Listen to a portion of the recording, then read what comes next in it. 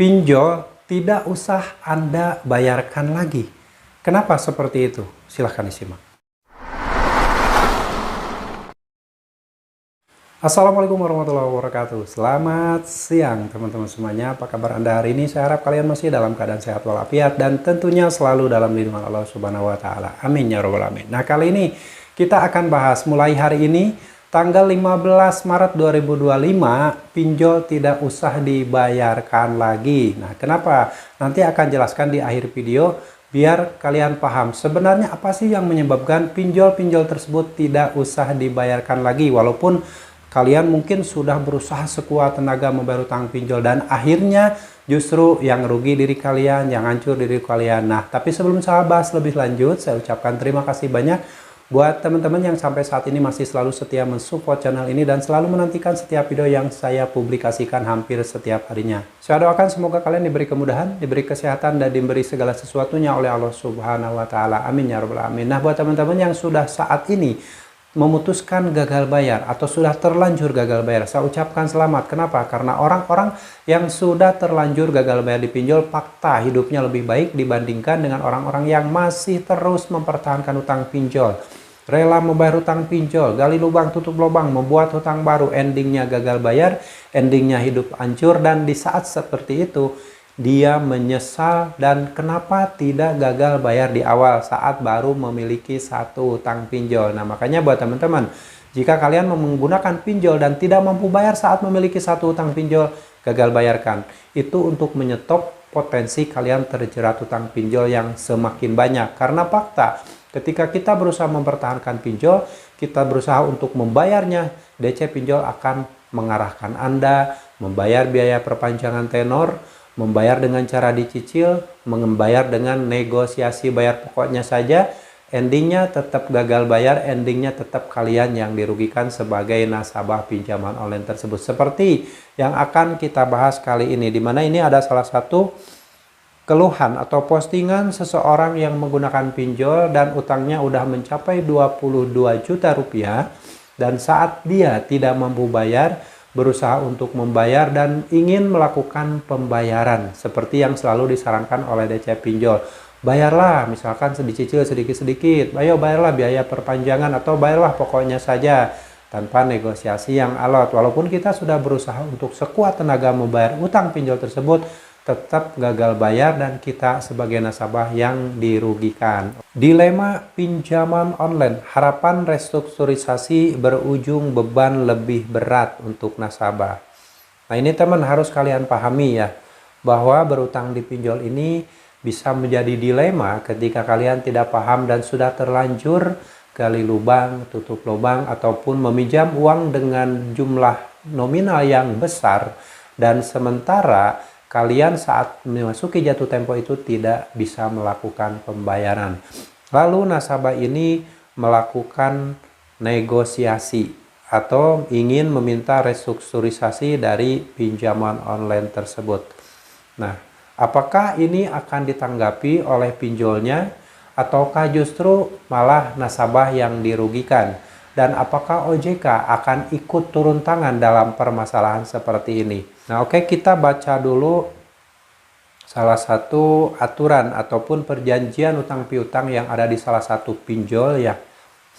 Yaitu yang pertama, pemerintah, yaitu dalam hal ini otoritas jasa keuangan, tidak bertanggung jawab atas setiap pelanggaran atau ketidakpatuhan oleh pengguna, baik pemberi pinjaman maupun penerima pinjaman, baik karena kesengajaan atau kelalaian pengguna, terhadap ketentuan peraturan perundang-undangan maupun kesepakatan atau perikatan antara penyelenggara dengan pemberi pinjaman dan atau penerima pinjaman.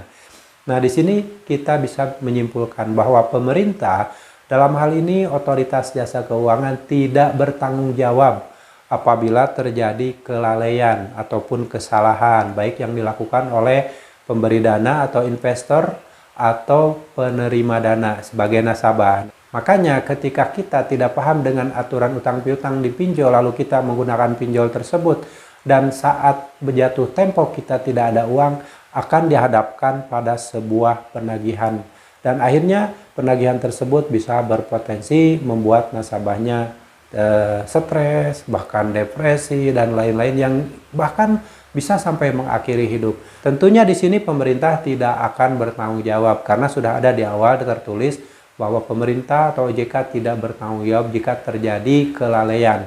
Walaupun itu disengaja atau tidak disengaja, tetap pemerintah tidak bertanggung jawab. Makanya buat teman-teman yang saat ini mengharapkan 100% gimana nih tanggapan OJK ketika ada nasabahnya yang diperlakukan tidak pantas oleh pinjol atau oleh DC pinjol, apakah OJK akan menanggapi keluhan kita? Ditanggapi mungkin bisa saja ditanggapi, tapi ada penyelesaian atau tidak kita tidak pernah tahu ya.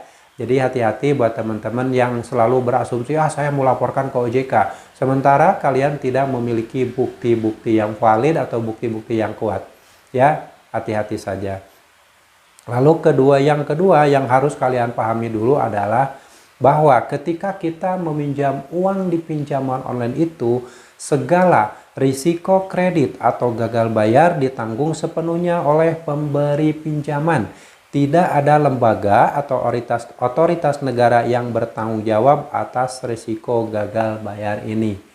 Nah, jadi segala risiko kredit ketika nasabahnya ada yang gagal bayar di pinjol ditanggung oleh pemberi pinjaman ya. Makanya kalian gak usah panik, gak usah takut berlebihan ketika kalian tidak mampu bayar, gagal bayarkan.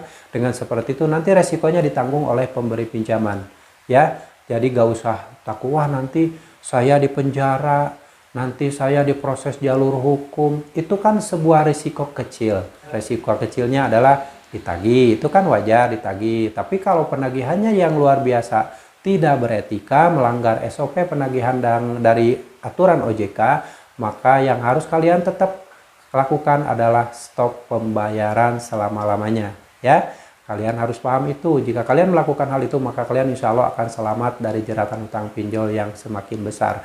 Beda lagi dengan orang yang selalu taat dengan apa yang disuruh-suruh oleh DC pinjol. Disuruh membayar biaya perpanjangan, dilakukan. Disuruh membayar dengan cara dicicil, dilakukan. Lalu disuruh dengan cara membayar pokoknya saja, dilakukan. Yang rugi siapa? Nasabah itu sendiri.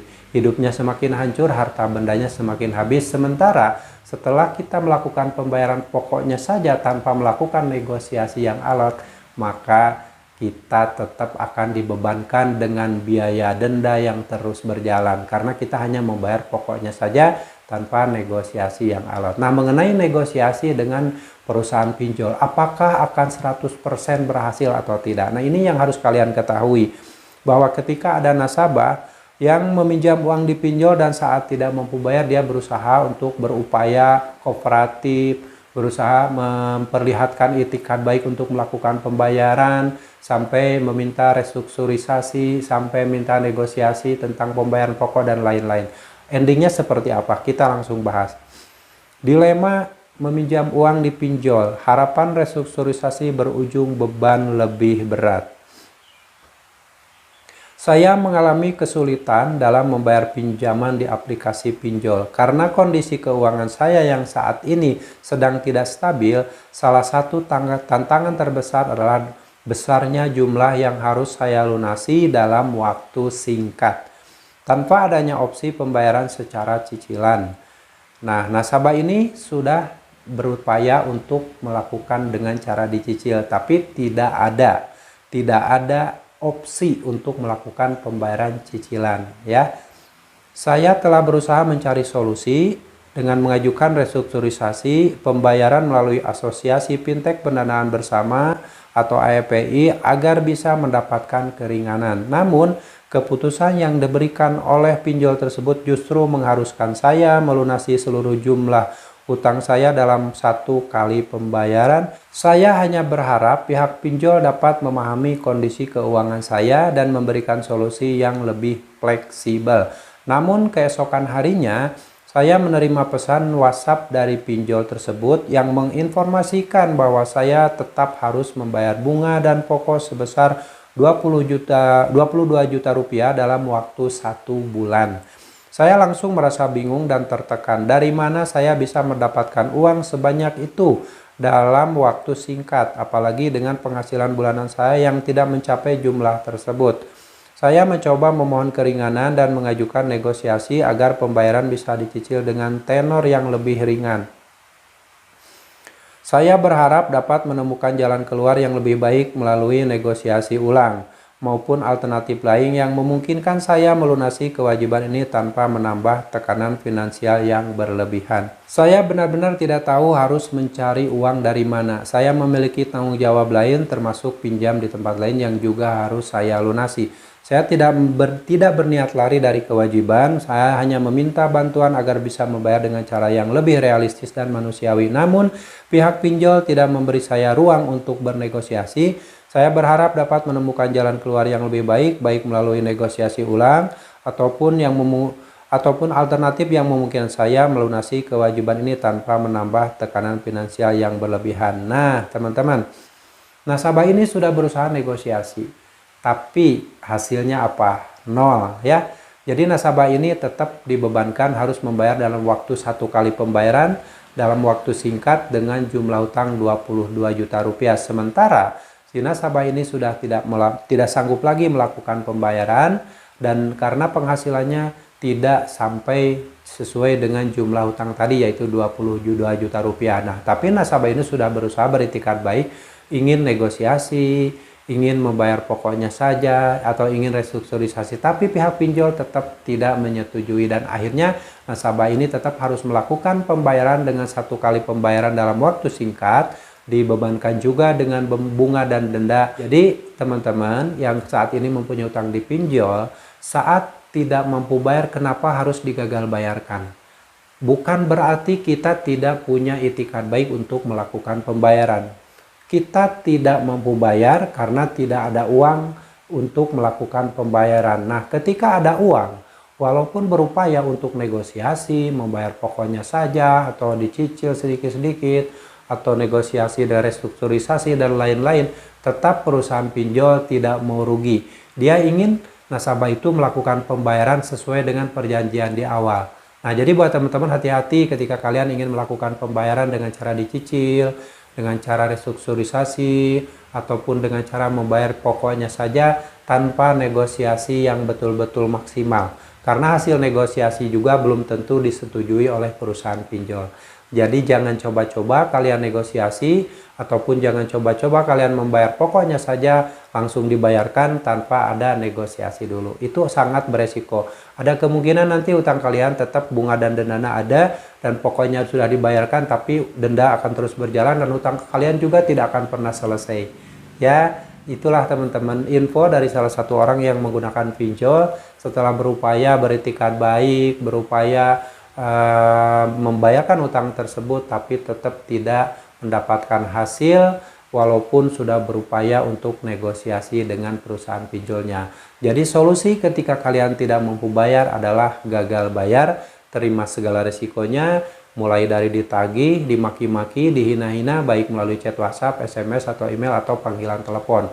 Setelah kalian melewati fase tersebut, perlahan-lahan kalian akan bisa memperbaiki mental kalian, akan bisa memperbaiki psikologis kalian, dan mungkin jika pikiran kalian tenang dan tetap berpikir akal sehat, maka tidak menuntut kemungkinan kalian akan bisa bangkit dari keterpurukan dan mencari peluang-peluang rezeki lagi tanpa harus menggantungkan diri dengan meminjam uang di pinjaman online. Oke, semoga sharing ini bermanfaat, dan buat teman-teman yang saat ini masih dibingungkan ketika sudah memasuki jatuh tempo mulai dimaki-maki atau dihina-hina, diancam-ancam oleh DC pinjol, tidak usah bingung, tidak usah panik. Gagal bayarkan semuanya, terima resikonya, data-data kalian mungkin di blacklist, masuk fintech dasar center, dan kemungkinan kedepannya kalian tidak bisa minjol-minjol lagi.